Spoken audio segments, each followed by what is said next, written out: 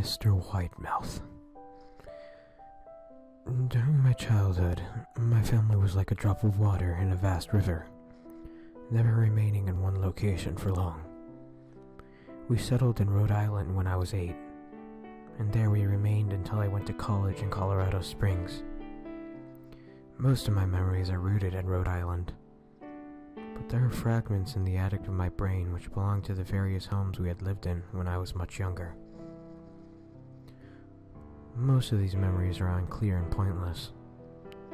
Chasing after another boy in the backyard of my house in North Carolina, trying to build a raft to float on the creek behind the apartment we rented in Pennsylvania, and so on.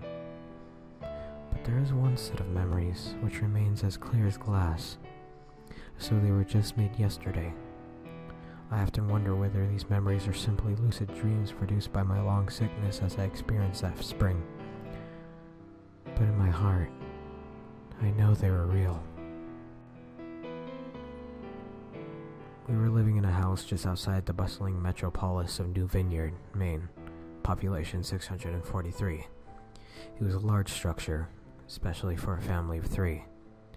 There were a number of rooms that I didn't see in 5 months of we resided there. In some way, it was a waste of space, but it was the only house on the market at the time. At least, within an hour's commute to my father's place of work. The day after my 5th birthday, attended by my parents alone, I came down with a fever. The doctor said I had mononucleosis, which means no rough play and more fever for at least another 3 weeks. It was horrible timing to be bedridden. We were in the process of packing our things to move to Pennsylvania, and most of my things were already packed away in boxes, leaving my room barren. My mother brought me ginger ale and books several times a day, and these serves the function of my primary entertainment for the next few weeks. Boredom always loomed just around the corner, waiting to rear its ugly head and compound my misery. I don't exactly know how I met Mr. Widemouth. I think it was about a week after I was diagnosed with mono. My first memory of the small creature was asking him if he had a name. He told me to call him Mr. Widemouth, because his mouth was large. In fact, everything about him was large in comparison to his body. His head, his eyes, his crooked ears. But his mouth was by far the largest. "You look kinda like a Furby," I said as he flipped through one of my books. Mr. Widemouth stopped and gave me a puzzled look. "Furby? What's a Furby?" he asked. I shrugged. "You know, the toy. The little robot with the big ears. You can pet and feed them, almost like a real pet." "Oh," Mr. Widemouth resumed his activity. "You don't need one of those. They aren't the same as having a real friend." I remember Mr. Widemouth disappearing every time my mother stopped by to check on me. "I lay under your bed," he later explained. "I don't want your parents to see me because I'm afraid they won't let us play anymore." We didn't do much during those first few days. Mr. Widemouth just looked at my books, fascinated by the stories and pictures they contained. The 3rd or 4th morning after I met him, he greeted me with a large smile on his face. "I have a new game we can play," he said. "We have to wait until your mother has come in to check on you, because she can't see us play it. It's a secret game."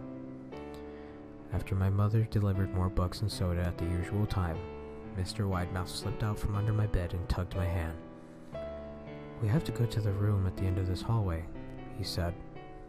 I objected at first, as my parents had forbidden me to leave my bed without their permission, but Mr.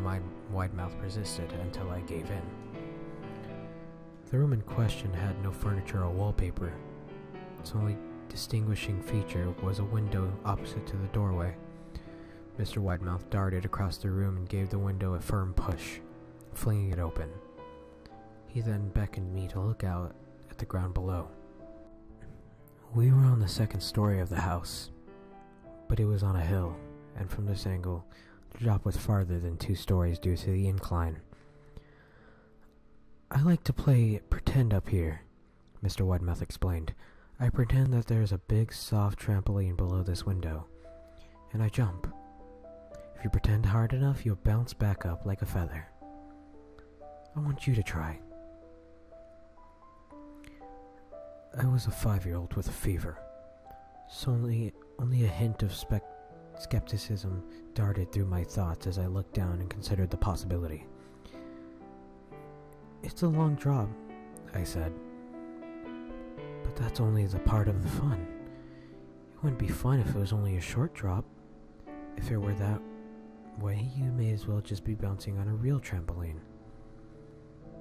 I toyed with the idea, picturing myself falling through the thin air only to bounce back to the window on something unseen by human eyes.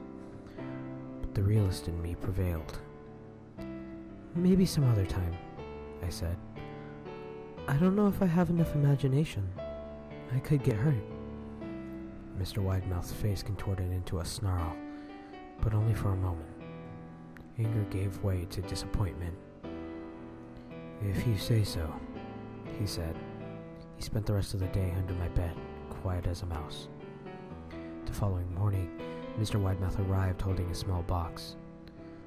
"I want to teach you how to juggle," he said. "Here's some things you can use to practice before I start giving you lessons." I looked in the box. It was full of knives. "My parents will kill me!" I shouted, horrified that Mr. Widemouth had brought knives into my room, objects that were my parents would never allow me to touch. "I'll be spanked and grounded for a year." Mr. Widemouth frowned. "It's fun to juggle with these. I want you to try." I pushed the box away. "I can't. I'll get in trouble. Knives aren't safe to just throw in the air." Mr. Widemouth's frown depended into a scowl. He took the boxes of knives and slid them under my bed, remaining there the rest of the day. I began to wonder how often he was under my bed. I started having trouble sleeping after that. Mr. Widemouth often woke me up at the night, saying he'd put a real trampoline under the window. A big one that I couldn't see in the dark. I always declined and tried to go back to sleep, but Mr. Widemouth persisted. Sometimes he stayed by my side until early in the morning, encouraging me to jump. He wasn't so fun to play with anymore. My mother came to me one morning and told me I had her permission to walk around outside. She thought the fresh air would be good for me, especially after being confined in my room for so long. Ecstatic, I put on my sneakers and trotted out to the back porch, yearning for the feeling of sun on my face. Mr. Widemouth was waiting for me. "I have something I want you to see," he said. I have given him a weird look because he then said, "It's safe, I promise." I followed him to the beginning of the deer trail, which ran through the woods behind the house. "This is an important path," he explained. "I have had a lot of friends about your age. When they were ready, I took them down this path, to a special place. You aren't ready yet, but one day, I hope to take you there." I returned to the house, wondering what kind of place lay beyond that trail. 2 weeks after I met Mr. Widemouth, the last load of our things had been packed into a moving truck. I'd be in the cab of that truck, sitting next to my father for a long drive to Pennsylvania. I considered telling Mr. Widemouth that I would be leaving, but even at 5 years old, I was beginning to suspect that perhaps the creature's intentions were not to my benefit, despite what he has said otherwise. For this reason, I decided to keep my departure a secret. My father and I were in the truck at 4 a.m. He was hoping to make it to Pennsylvania by lunchtime tomorrow with the help of an endless supply of coffee and a 6-pack of energy drinks. He seemed more like a man who was about to run a marathon rather than one who was about to spend 2 days sitting still. "Early enough for you?"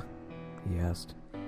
I nodded and placed my head against the window, hoping for some sleep before the sun came up. I felt my father's hand on my shoulder. "This is the last move, son," I promise. I know it's hard for you, as sick as you've been. Once Daddy gets promoted, we can settle down and you can make friends. I opened my eyes as we backed out of the driveway. I saw Mr. Widemouth's silhouette in the bedroom window. He stood motionless until the truck was about to turn into the main road.